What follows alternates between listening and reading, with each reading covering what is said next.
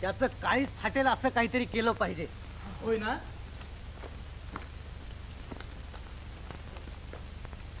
मग हे बघा त्याचं काळीज, त्याचा मळा 12 महिने कसा फोफावलेला, हिरवागार, भरदार.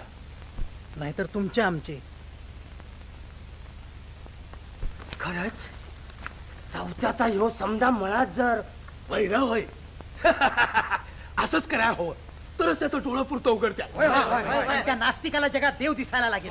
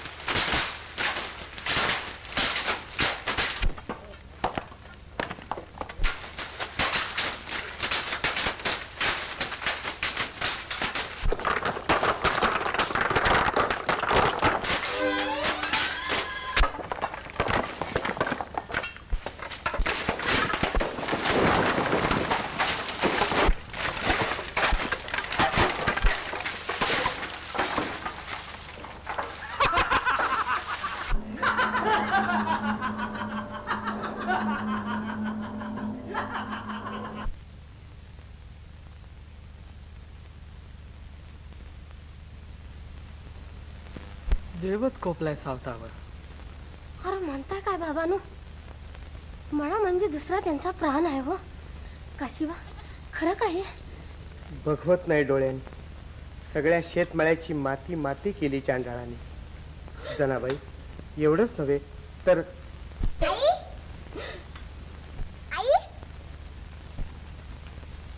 पर हे बघा, आधीच त्यांच्या जीवासनी बरं नाही. तेव्हा तुम्ही जावा आता.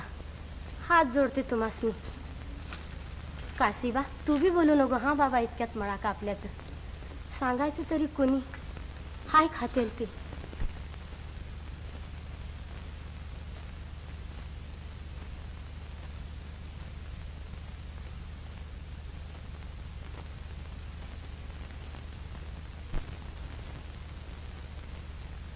काश्या काश्या खरं का रे?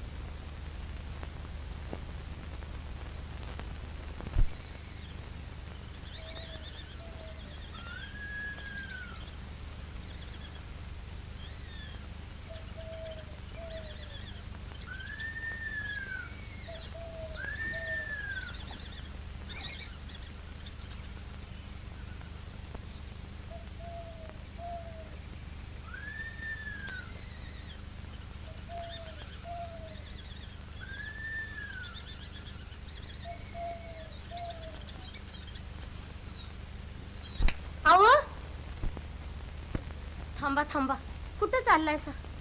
असं कोणासारखं काय विचारतेस? माझ्याकडे नको झाला होय. पर शोभा काका, शोभा काका बघावं हे चाललं. सावता चाललास? हो ना, जरा उशीरच झाला. मळ्याला पाणी द्यायचं आहे. अरे पण न्यारी तरी करून जा. न्यारी? विचारा बरं, मळ्याला पाणी पाजायच्या अगोदर मी कधीतरी न्यारी केली का? तुझं राहिलं, पण नागूची न्यारी होईपर्यंत तरी बसशील. बर.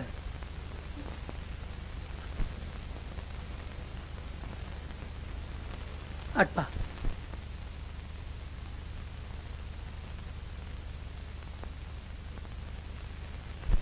कसं करायचं आता? आभाळच कोसळली डोक्यावर. मळ्याची नासाडी झाली. हे सांगू तरी कसे त्यास? ऐक जनाई, असं करू नये. या तुम्ही, मी थोपून धरते त्याला.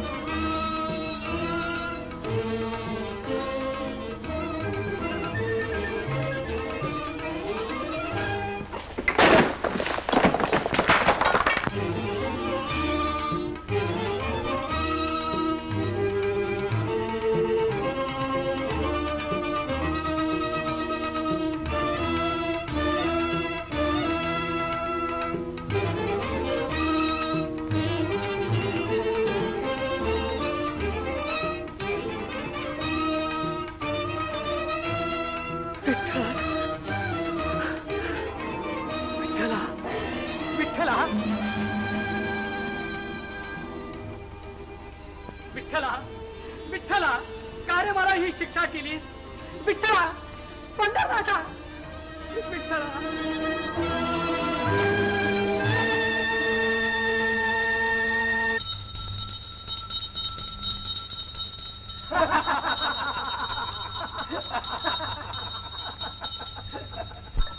अहो, मला पूजा तरी करू द्याल की नाही? घ्यायच्या अगोदरच भांग चढली वाढतं.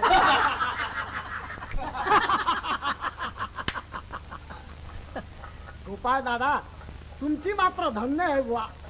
घरदार, शेतमळा, गुरं ढोर चढ चारो रातोरात फरशा. खूप खूप गाजवलीत मर्दुमकी. त्याला आता गाव तरी सोडला पाहिजे, नाही तर टाचा घासून प्राण तरी सोडला पाहिजे.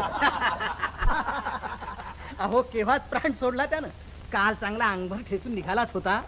आणि सकाळी घरादाराचा सगळा सत्यानाश झालेला बघून हप्त्यानं त्याची छातीच फुटली म्हणे.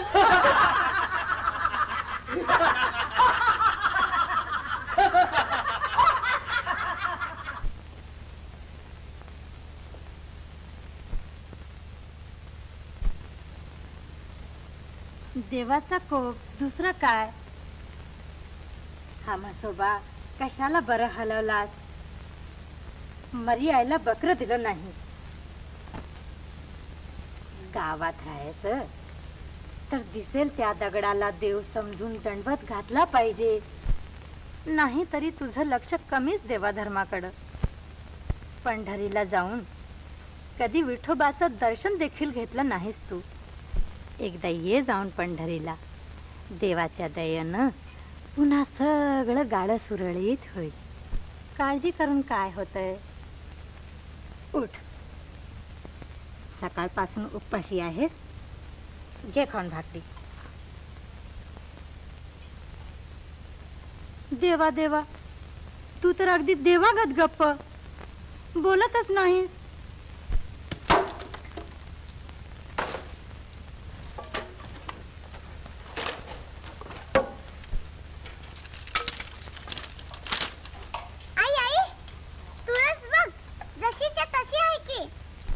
आता तुझ्या त्या तुळशीचं कौतुक. वृंदावन मोडले ग. समदाच इस्कूट झालाय. मग त्याच काय घेऊन बसली आस? चल घे खाऊन ही भाकरी. पण बाबा, बोलतच नाही तो, बघत देखील नाही भाकरीकडं. तुम्ही एवढं कळकळीनं आणतायसा, पर सांगितलं ना ती कंदी बी दुसऱ्याकडचं काय खायचं नाही. पण आम्ही काय कुणी परके आहोत? नाही, पर त्यासनी उमजाय हवं ना. म्हणजे सकाळपासून नागूही उपाशीच? नागू, तूही खाल्लं नाही? माझा बाबा तो तोंड कसं पार सुकून गेलंय, चिमणी वाणी झाले. चल घे खाऊन तुकडा.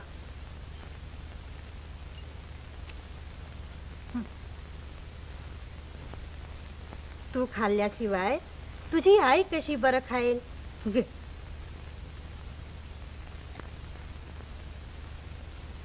मोठ्या माणसाचं ऐकावं लहानांनी. मी भरवते तुला.